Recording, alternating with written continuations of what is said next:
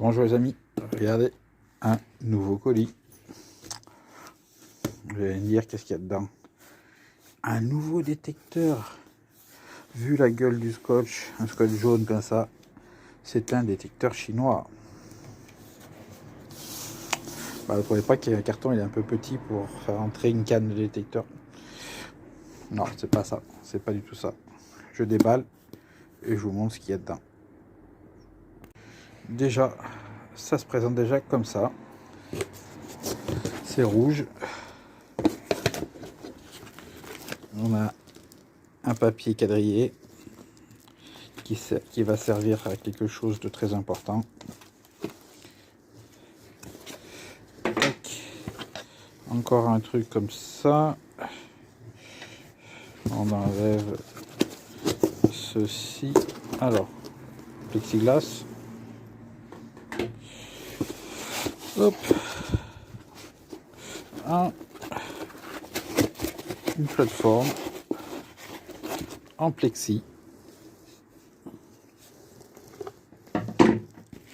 Hop, ça n'a plus besoin. Il n'y a rien d'autre dedans. Et là-dedans, il y a encore plein d'accessoires. Donc j'y sors tout, sinon ça va être trop long le temps d'y sortir un par un. Et je vous montre ça une fois sorti du carton. Alors voilà, j'ai tout éparpillé ce qu'il y avait dans le carton.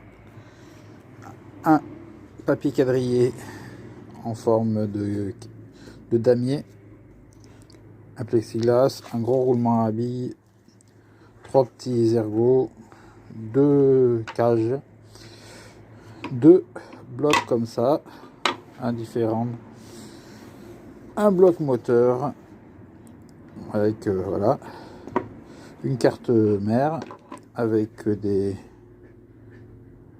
sais pas ce que c'est exactement, si c'est des sonars ou si c'est des caméras, j'en sais rien. Un câble USB, donc vous avez compris, c'est informatique, hein, le truc. Une caméra là par contre. 3 tiges filetées, donc 2 grandes, une moyenne, 4 petites, un lot de vis, un transformateur version US, États-Unis, parce que les États-Unis sont comme ça. Heureusement que j'ai stipulé qu'il me fallait Europe. Alors j'ai ouvert et il y avait ceci, Universal Adaptator. Donc on rentre la version américaine là-dedans. Et là on ressort de côté. Là c'est écrit Europe. On déplie ça et ça devient une prise Europe. Un plateau en plexiglas avec 3 trous. Et ceci. Et le clou du spectacle, il y a une notice. Mais alors, quand on dit c'est écrit en chinois, c'est écrit en chinois. Voilà. Et la notice, elle correspond au boîtier électrique. Et le pire, c'est qu'il n'y a pas de notice pour monter tout ça. Il va falloir aller à l'aveugle. Allez, c'est parti pour le montage. Alors, j'ai trouvé sur Internet, sur YouTube, un gars qui s'appelle l'Atelier de Chrome. Alors, si vous achetez ce fameux appareil, il vous explique pas à pas comment en fait monter l'appareil qui va se ressembler à ce que vous avez pu apercevoir. Voilà. Et c'est pas le bon fichier que je viens de reprendre, c'est celui-là. Alors du coup, bah, voilà, j'ai commencé, hein, j'ai monté la première partie qui montre avec les 3 tiges filetées. Bonjour à tous et bienvenue dans l'atelier. Alors, sur son montage, il met les vis là. Alors j'ai essayé, mais ce qu'il y a, c'est que ça tord la paroi ici. Donc j'ai enlevé les vis d'ici, je les ai mises là. Et là, moi, il n'y a rien qui se déforme. De deux, il y a un petit problème qui se passe, c'est que pour que je puisse avoir cette moyenne tige filetée qui arrive ici à fleur et la serrer à ras de la tige filetée, l'écrou, moi, je me retrouve avec des tiges filetées qui vont jusqu'au fond. Donc je les ai serrées Et ce qui se passe, c'est qu'aussi de l'autre côté, je devais être à fleur et je me retrouve avec des grandes tiges filetées. Je vous montre. Voilà, pour moi, pour mon réglage, je suis bien là à fleur. La tige du centre à fleur. Seulement, la tige filetée, elle vient embuter à l'arrière ici. Alors que là-bas, sur la vidéo, on est, on va dire, pour ainsi dire, au milieu ici, là où il y a mon pouce. Et au milieu d'ici, au niveau de cette vis-là. Il s'arrête là, sa tige filetée à lui. Et lui, il a donc, ce fait-là, ces tiges qui sont à ras de l'écrou. Et comme on peut voir, moi non, elles dépassent encore. Elles sont plus longues que les siennes. Voilà, est-ce que ça va me gêner pour ceci? Faut que je regarde. La deuxième tige filetée. Alors voilà ce que ça donne. Les deux tiges filetées posées.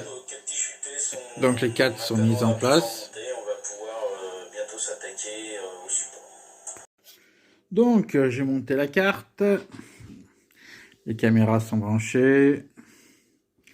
Le fil pour aller à la USB, elle est branchée. Le moteur là-bas, il est branché. Il me reste à mettre ce couvercle et la caméra en place. Alors, il faut dire que j'ai essayé de rentrer ça, donc. Et à cause des longueurs de vis, là, je ne peux pas, ça tape dans le fond. Donc, pour remédier à ça, obligé de faire un trou de chaque côté pour le passage des tiges filetées. Ce serait un peu bête de recouper les tiges filetées. Donc, j'ai préféré faire un trou là-dedans. Ça coûte rien, ça n'empêche rien. Et je vais monter ça comme ça. Et puis, je me suis aussi aperçu, ce que j'ai essayé d'assembler, c'est que comme il faut modifier le support de la caméra, il faut enlever ce système là qui se replie. Voilà. Parce que ça, normalement, ça s'accroche derrière un PC. Alors, sur la vidéo, il y a des petites vis à enlever pour sortir pour là. Et non, moi, j'ai pas de vis. Donc, j'étais obligé de forcer, casser la petite tige plastique qui traversait pour arriver au même résultat. Avoir la caméra.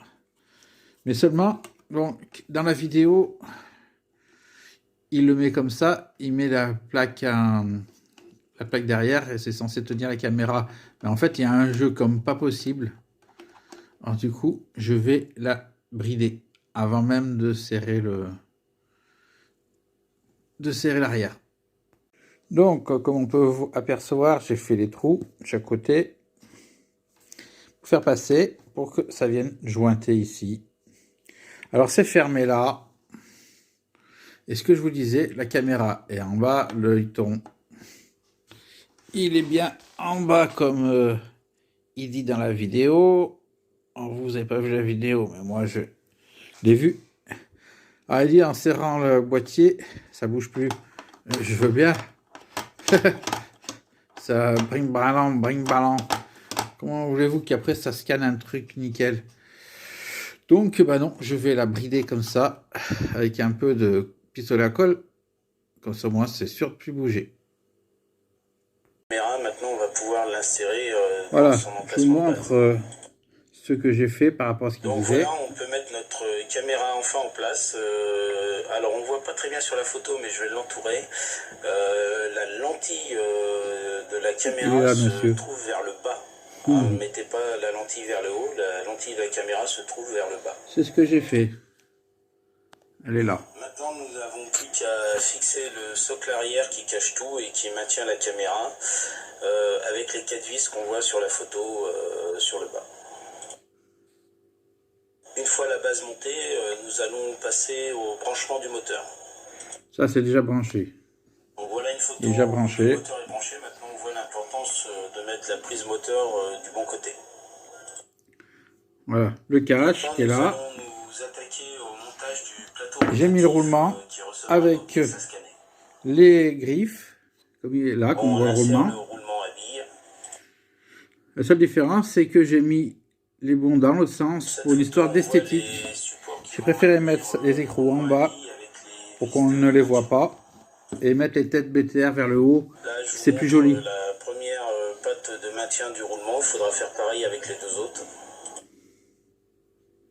Voilà les 3 pièces de maintien du roulement. Mais on n'a pas exactement la même truc, dans le sens que moi, on m'a mis des vis anodisées. Là, on met en place et il a eu des vis inox. De ce côté-ci, c'est super important, à cause de la longueur des vis. Là, on voit la partie qui va recevoir le plateau rotatif. Donc là, vous voyez, de ce côté-là, il n'y a pas de rondelle. Et il faut absolument que les vis soient à ras des écrous.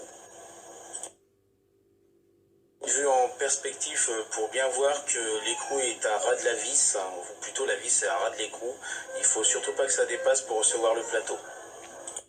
Ah d'accord, bon, j'ai peut-être fait une connerie. On voit exactement ce qu'il faut pas faire, la vis qui dépasse de l'écrou. C'est pour ça qu'on met une rondelle de l'autre côté pour justement peut-être. Alors je dois peut-être redémonter alors. La vis de dépasser l'écrou. J'attends voir le plateau ce que ça donne. C'est exactement ce qu'il faut pas faire. Donc là on voit le plateau qui va venir s'insérer là où il y a les écrous. C'est pile poil, c'est vraiment bien calculé. Il n'y aura plus qu'à le mettre en place. Là, et on peut, pour voir ce que ça donne, poser le plateau sur le support où il y a les écrous. Donc un beau plateau brillant. Le noir a une importance pour le scanner 3D, car le scanner voit le noir comme du vide. Donc il ne scanne pas le noir.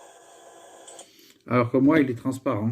Donc là, sur cette photo, on voit par le dessous ce que cela peut donner.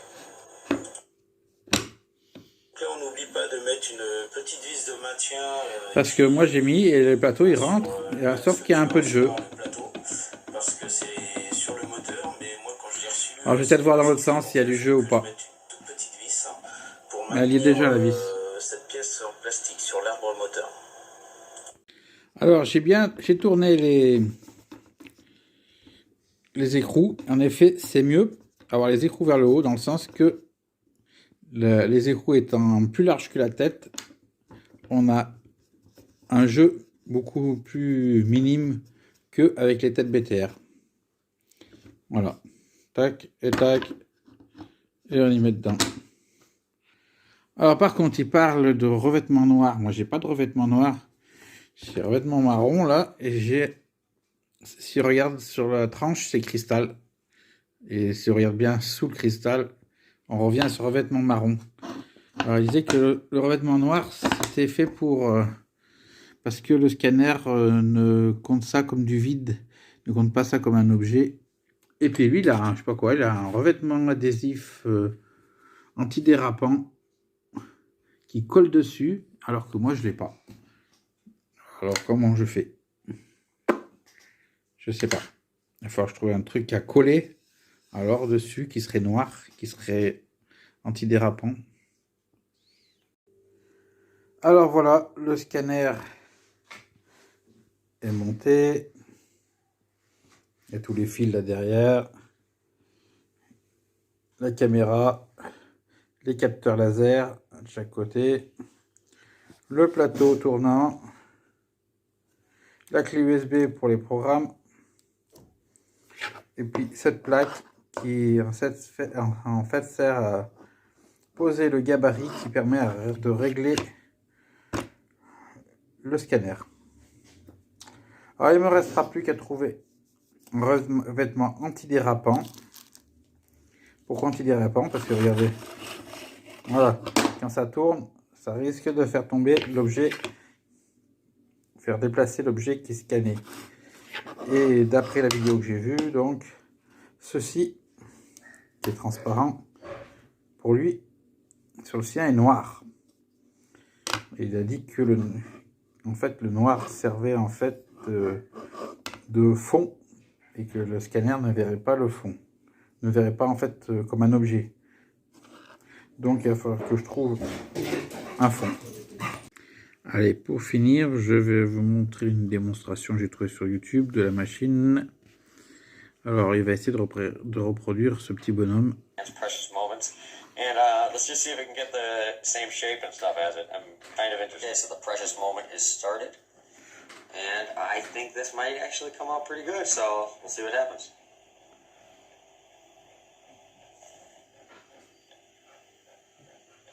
It's already coming out amazing. So then after putting this through Mesh Lab, it'll, you know, I could literally 3D print one of those. Sur ce, je vous dis à plus pour un test en réel. Et puis, on verra bien ce que ça donne. Allez, ciao!